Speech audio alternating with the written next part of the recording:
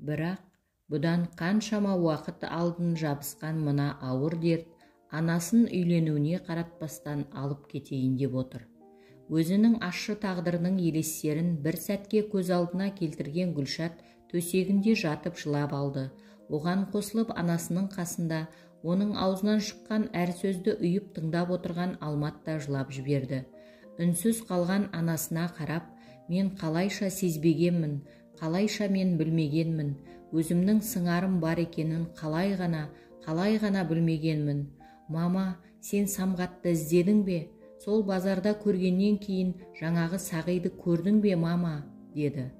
Ұлына жасқа толы жанарымен көз салған Гүлшат, жоқ жаным, мен оны қайта айналып көрмедім. Егер бір рет сол Сағи жауызды көрсем ғой, мен соны бір рет көрсем ғой, Самғатымның қайда екенін сұрайтын едім. Я, сенің ағаңды ол жауыздың қайда алып барғанын, кімдерге бергендерін, не болмаса Самғатымның қайда қалғанын сұрайтын едім. Амал не? Бұл менің жылдар бойғы арманым, өмір бойғы мақсатым еді. Қайтейін, жете алатын емеспін ғой. Тым құрыса сол Самғатымды бір рет көрсем ғой, бір ғана рет екеуіңнің бірге отырғандарыңды көріп өлсем, арманым жоқ еді. Тек мына қатал дерт оған жеткізбестен желкемді қияйын деп отыр ғой. Өзегімді өртейтінін, екеуіңді, ағалы інілі екеуіңнің бір-біріңді көрместен жат болып өскендерің, әкелеріңнің алдында берген сертімді орындамағаным, я, сол екі сезім ғана арымды, жанымды азапқа салуда, солар ғана өзегімді өртеуде. Егер алда-жалда мен бірдеңе болып кетер болсам, ұмытпа, сенің сыңарың бар, ол сенен аумайды. Егер тағдыр жазып кездесе қалсаңдар, менің атымнан соңғы аманатым болсын, кешірім сұра жан ботам. Әттең екеуіңді қоса алмадым. Ақылды баласың ғой қарағым, өзің іздеп табарсың. Егер тапсаң, менің бейітімнің басына алып келерсің. Қарағым, басыма келіп екеуің Құран оқырсыңдар. Сол Самғатыма деген сағыныш жылдар бойы өзегімді өртеп келді. Тым құрса басыма Құран оқығанда бір аунап қалармын, деп Гүлшат үнсіз ғана басын жастыққа қойды. Анасының мына сөздерін естіп жүрегі сыздаған Алмат, мама, олай демеңіз, сіз Самғатты міндетті түрде көресіз. Я, сіз оны көресіз. Мен сол Сағиды іздеймін, мен оны табамын. Мама, сол Сағидың суреті бар ма? Деген Алмат орнынан тұрды. Басын изеген Гүлшат анда деп сөрені нұсқады. Көп суреттің ішінен бірнеше суретті бөліп алған Гүлшат оны Алматтың алдына тастады. Суреттерге үңіліп қараған Алмат үнсіз қалды. Ол мына суреттегі адамның бетіне ұзын болып қырынан түскен шырамды бір жерде көргендей болды. Сәл ойланған Алмастың көз алдына жаңа ғана базарда көрген қаңғыбастың бет-әлбеті түсіп кетті. Оның да бетінде дәл осындай шырамы бар еді. Тағы да ол қаңғыбас мына суреттегі адамға да қатты ұқсайды екен. Осыны ойлап, өз ойынан өзі селкете қалған Алмат, мама, мен оны көргенмін. Я, мен оны бүгін ғана көрдім, деп айғайлап жіберді. Айғай салған Алматтың сөздерінен селкете қалған Гүлшат мына сөздерге сенерін де сенбесін де білмей дал болды. Тіпті ауырып жатқан іші бауырын да ұмытып кеткендей. Басын көтеріп алып Алматқа қайдан, қай жерден деп жатыр. Анасына қуаныштан жайнаған көздерін бұрған Алмат жаңа ғана базар маңында көрген көше қаңғыбасы жайлы айтып берді. Сол қаңғыбастың түрін сипаттағанда Гүлшат ол қаңғыбастың шынында да Сағи екеніне сенейін деді. Орнынан тұрған Алмат үйден шығып кетті. Оның қайда бара жатқанын жақсы сезген Гүлшат үнсіз арқасынан қарап қала берді. Іштей ұлына ақжол тілеген ана жүрегі қайта соққандай, бейне өмірге қайта келгендей дүрсіл қағып жатыр еді. Жаңа ғана келіп кеткен орталық базарға қайта келген Алмат бағанағы қаңғыбасты кездестірген жерге келді. Бірақ ол жерден көрінбейді. Іздеген қаңғыбасын таппай қалған Алмат анадайда тұрып картоп сатып жатқан адамның қасына барды. Өзінің жоқ іздегенін айтып еді. Әлгі жігіт ағасы күліп, інім-ау, бұл жерде қаншама қаңғыбастар бар емес пе? Қазір не көп, көше кезбелері көп. Кім білсін, сенің қайсы бірін сұрап жатқаныңды. Оны қайтейін деп едің? Егер көмектесуге ақша бермек болсаң, онда ол асып бара жатқан ақшаңды мешітке, не болмаса жетім жесірге бер. Өйткені олардың күні қиындап барады. Ал мыналарға берсең, арақ ішіп ақ таусады ғой. Мейлі інішек, қатты қажет болса, біздің базардың қаңғыбастарын қай кезде табуға болатынын айтайын. Базар тарқай бастағанда, осындағы барлық қаңғыбас босап қалған сауда сөрелерін аралайды. Өйткені сол жердегі қалған құтқандарды қорек етеді. Қаласаң кешірек кел, барлығында сауда сөрелерінің жанынан табасың, деген сатушы өз білгендерін айтып болды да ісіне кірісіп кетті. Сатушы жігітке рахметін айтқан Алмат үйіне қайта оралды. Есіктен кірген Алмат жақсы хабар күтіп елеңдеген анасына: «Мама, еш уайымдамаңыз, оны кешке жақын іздеп тауып аламын. Міндетті түрде самғаттың қайда екенін айтқызамын. Тек көп уайымдамаңызшы», деп анасының маңдайынан сүйді. Ұлына ойлана көз тастаған Гүлшат: «Балам, бір өтінішім болсын. Егер шынында да сен көрген адам сол болса, шашына да қол тигізбе. Тек самғаттың қайда, кімде, не болмаса қай жерге жерленгенін білсең болды. Менің осы сөзімді ұмытып кетпе», деді. Алмат өзін сонша қинаған жанға әлі де болса жамандық тілей алмаған анасының кең пейіліне басын шайқай берді. Күткен кезде кештің де батуы қиын ғой.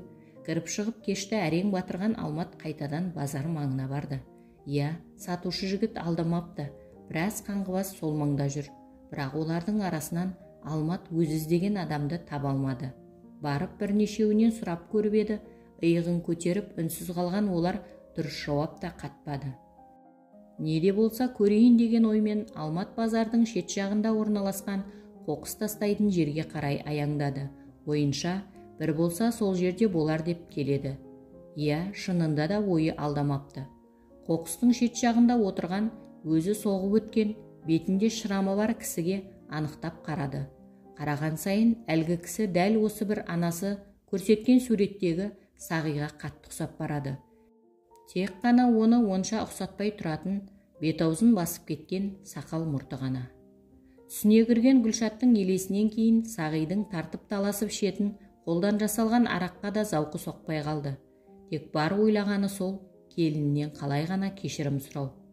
Қалай да болмасын, сол өзі азап сыйлаған жанды тауып алып аяғына жығылып кешірім сұрау. Осы ой жанын жегідей жеген Сағи өзіне қарай қоқысты айналып өтіп келе жатқан жігітті көріп ойланып қалды. Келе жатқан жігіт базар маңындағы бейтаныс, таныс екен. Сағидың қасына жеткен Алмат: «Сағи деген кісі сіз бе?» деді. Иә, қоқыс аралап кеткелі бері өзінің шын есімін естіп тұрғаны осы шығар. Өйткені базар маңында мұны жұрттың бәрі Шырамды қаңғыбас деп атайтын. Тіпті өз есімін ұмытып қала жаздағаны қашан. Өзінің шын есімін естігенде орнынан ұшып тұрып селк ете қалды. Қарсы алдында тұрған жігітке ойлана көз тастап барып: «Я, мен» деді. «Әттең, сені өз қолдарыммен майдалап тастайтын едім. Я, сені мына тұрған жеріңде өмірден бездіріп жіберер едім. Бірақ әттең анамның бір ауыз сөзі үшін шыдап тұрмын. Я, сол асыл анашымның жалғыз сөзі ғана сені сақтап қалған», деп діріл қаққан Алмат сәл ойланып тұрды да: «Мені Гүлшат жіберді», деді қатқыл үнмен. Гүлшаттың есімін естіген Сағидың көздері шарасынан шыға жаздады. Я, қаншама уақыттан бері кешірім сұрасам деген арманының бәрі бекер екен. Я, Гүлшаттың атын естігенде бір орында тұра алмай қипақтап кетті. Өзінің қателігімен, өзінің айуандығымен, өзі жасаған қылмысымен бетпе-бет кездесу ауыр тиетінін Сағи сонда барып сезінді.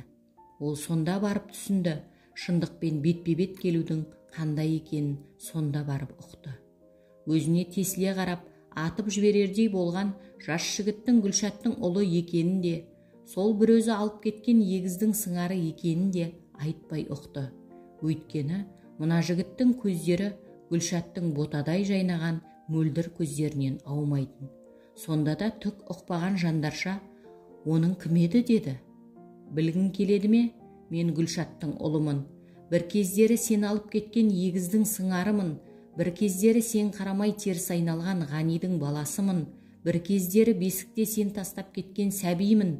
Бір кездері қан базардың қақ ортасында Гүлшатты келекетіп қаралағаныңда жетегінде жүрген қара баламын. Иә, көр, міне, көр, сенің арам ақшаңсыз-ақ бақытты жолды таба білдік, деп барып көздеріне келген жасты көрсеткісі келмеген Алмат қайтадан көзілдірігін киді. Жас жігіттің сүйектен өтер сөздерін тыңдап тұра алмаған Сағи өз арының алдында, өзінің ұятының алдында есеп берер кездің келгенін ұққандай. Ол қазір қайда? Мені Гүлшаттың алдына алып баршы деп жалынғандай болған Сағиға, жоқ, оның сені көргісі де келмейді. Одан да өзің алып кеткен баланың қайда екенін айт. Қайда ол? Жауап бер, менің сыңарым қайда? Деген Алмат Сағидың жағасына жабысып барып, өзін ұстап қалды. Өзіне шүйліккен мына жас жігітке айтпаса болмайтынын сезген Сағи өзінің өмір жолын баяндай бастады. Қолына кірген пышақтың ізі сыздап ауырып барады. Оның үстіне ана Гүлшатқа деген ызада жанын жеп қояр емес. Ақыры болмаған соң өзінің арам жоспарын іске асыруды ойлаған Сағи Гүлшаттың үйінің маңын біраз уақыт торуылдады. Өзінің осыншама уақыты босқа кетпепті.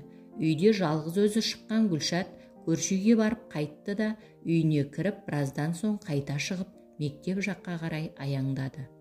Осы кезді пайдаланған Сағи үйге кірді де бесікте жатқан егіз сәбидің бірін шешіп қолына алды да көп тұруға болмайтынын есіне түсіп үйден шығып кетті.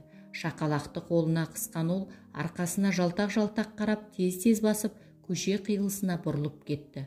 Үйіне келе сала бар ақшасын алды да баланы аузашық сөмкеге салып жолға шықты. Шыға сала өткінші таксидің бірін тоқтатып мінді де кете барды. Сол кеткеннен жол бойы жылаған сәбиге де қарамастан қалаға жетіп келді. Келе сала өткенде өзі келісіп қойған досына барды. Тас тағдыры бір перзентке зар етіп қойған досы бұл баланың ұрланып келінгенін, анда жаны азапқа салынып анасы қалғанын сезбегендей еді. Өйткені оған Сағи өзінің қарындасының баласы екенін, біреумен шатасып қалғанын, сондықтан ел-жұрттың алдында масқара болмай тұрғанда құтылу керектігін түсіндіріп те қойған. Оның жары да қырқынан әлі шыға қоймаған балпанақтай ұл баланы көріп қуанып кетті. Сағидың қолына өзі қалағанша ақшаны салып, емшек іздеп шырылдаған баланы алып қала берді. Иә, келінінің баласын сатып ақшалы болған Сағи сол кезде үлкен қателік жасап жатқанын, сәби жүректің наласына қалып жатқанын сезбеген еді. Жылдар бойы сәбиін іздеп шар құрған ана жүрегінің дүрсілінің киесіне ұшырайтынын сезген де жоқ еді. Зымыраған уақыт ағымында сауданың үлкен жолына түскен Сағи барған сайын құнығып кетті. Ел-елді аралап сауда жасап бірнеше жылдар бойы еркін өмір сүрді. Ол бір ғана нәрсені, өмірдің жазылмаған бір заңын ұмытып кетті. Кімге не көрсетсең, кімге не жақсылық жасасаң, не жамандық жасасаң, алдыңнан қайтатынын, өзіңе қайта оралатынын ұмытқан еді. Уақыт өте келе үлкен қораға кірген Сағи сол бір дәурен сүріп тұрған кездерінде үйленіп кетпеген үшін өкінді. Өзінің мойнындағы қарызын өтей алмаған ол үйін, дүние мүлкін түгел дерлік қарызына құйды. Ең соңында келіп далада қалып қойды. Қалмағанда ше, өзінің байлығы тасыған шақта кімге қол ұшын беріп еді, кімге көмектескен еді.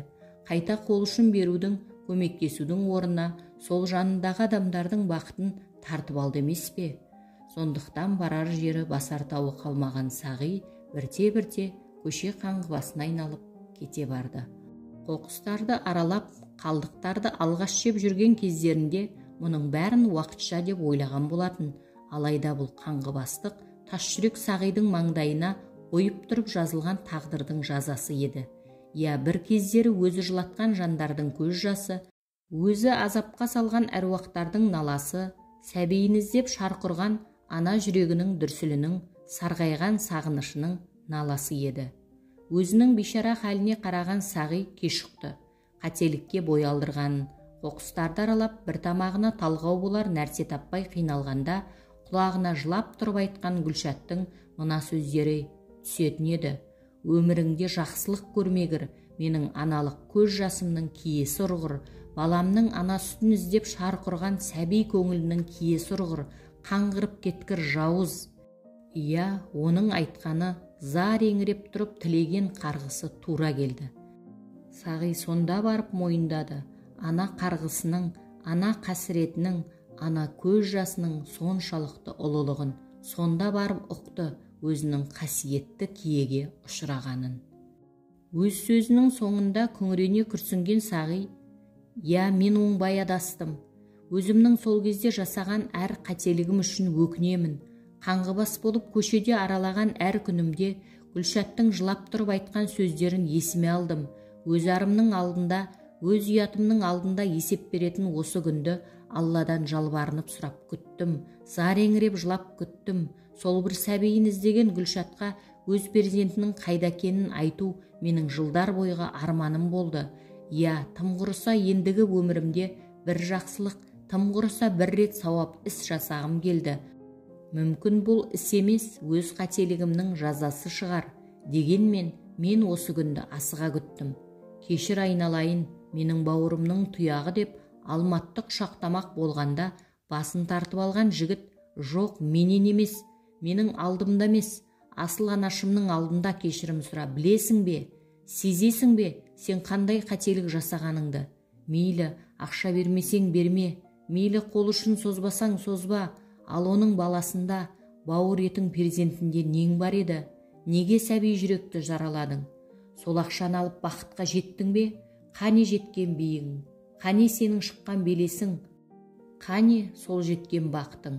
Ананы жылатып биікке шығу мүмкін емес, білесің бе? Сенің осы жасаған жауыздығың үшін анашым қаншама жылдар бойы азап шекті». Деп үнсіз қалған Алмат сәл ойланды да: «Самғаттың қайда екенін айтшы, маған сенен одан өзге ештеңе керек емес» деп қатқыл үнмен. Алматқа жалт қараған Сағи: «Мен Гүлшатты көргім келеді.